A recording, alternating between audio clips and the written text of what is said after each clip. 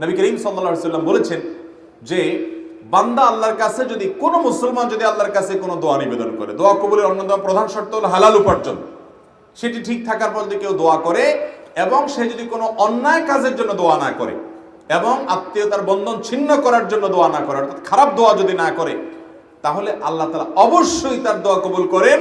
সেটার তিনটা প্রক্রিয়া আছে। এক, সে যা চাইছে আল্লাহ তাআলা সেটাই দিয়ে দিয়েছেন, হয়তো একটু আগে বা পরে। দুই, আল্লাহ তাআলা সে যা চাইছে সেটা দেন নাই, কিন্তু আল্লাহ রাব্বুল আলামিন এর বিনিময়ে তাকে আজর পুরস্কার কিয়ামতে এমন দিবেন যেটা এর চাইতে অনেক বড়। তিন, আল্লাহ রাব্বুল আলামিন তার দোয়াটা যেটা সে চাইছে হুবহু সেটা দেন নাই, কিন্তু আল্লাহ তাআলা তার বিনিময়ে তার এমন ক্ষতি থেকে তাকে হেফাজত করেছেন যেটা সে দোয়ায় উল্লেখ করে নাই।